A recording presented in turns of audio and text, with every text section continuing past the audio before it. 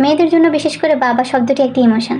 আমি জানি না কেন বলছি কথাটি, তবে আমার জন্য তেমনই। হসপিটালে আমার জন্মের সাথে সাথে আমি আমার মাকে হারাই। তারপরেই বাবা আমাকে, মা ও বাবা দুজনের আদর দিয়ে বড় করেন। ঝড় বৃষ্টি রোদ কখনোই কোনো কিছু ক্লান্ত করতো না তাকে। তিনি সবসময় আমাকে হাসি মুখে বড় করেন। কখনো তিনি আমার জন্য ব্যস্ততা দেখাতেন না, কখনো তিনি রাগ হতেন না, কষ্ট পেতেন না। জানি না কেন আমার মনে হয় আমার বাবা আমার জন্য সুপার হিরো। বাবারা হয়তো এরকমই হয়। সময় খুব দ্রুত যায়। স্কুল লাইফ, আমার কলেজ লাইফ, তারপর এলো আমার ভার্সিটি লাইফ। যখনই আমি ভার্সিটিতে অ্যাডমিশন নিতে যাব তখনই আমার বাবা থেকে আমার দূরে সরতে হয়। আর ওই দিনগুলো আমার জন্য খুবই কষ্টকর ছিল, বাবাকে ছেড়ে থাকা। তারপর আমি গ্র্যাজুয়েশন কমপ্লিট করে ওই দিনটি আমার জন্য সবচেয়ে খুশির ছিল।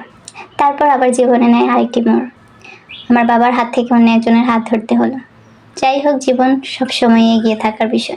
জীবন কখনোই থেমে থাকে না। আমার নিজের একটি ফুটফুটে সন্তান হলো। আমার মেয়েকে আমার বাবা ঠিক যেভাবে আদর করতো, আমি আমার নিজের স্মৃতিগুলোকে মনে করতে পারতাম। একদম আমি আমার মেয়ের মধ্যে আমাকে দেখতে পেতাম। কিন্তু সময় এত দ্রুত যাবে কখনো কল্পনাও করিনি। বাবাকে নিয়ে আমি হঠাৎ হসপিটালে যাওয়া, বাবার অসুস্থ হওয়া, বাবার পাশে থাকা, ওই দিনগুলো আমার খুবই কষ্টদায়ক ছিল। একদম মুহূর্তেই যেন বাবা বিলীন হয়ে গেল আমার কাছ থেকে। আমি খুব দ্রুতই বাবাকে হারিয়ে ফেললাম। আমি জানি আমি কখনো এরকম কাউকে পাবো না। যে মানুষটি আমার জীবনে সবচেয়ে গুরুত্বপূর্ণ ছিল সেটি তুমিই ছিলে বাবা। তোমার মতো কেউ হবে না, তোমার মতো কেউই না, কখনো আমার জীবনে আসবে না। খুব মিস করবো আমি তোমাকে সবসময়। সেজন্যই বলি, মেয়েদের জন্য বাবা হচ্ছে একটি ইমোশন, বিশেষ করে আমার জন্য। ধন্যবাদ।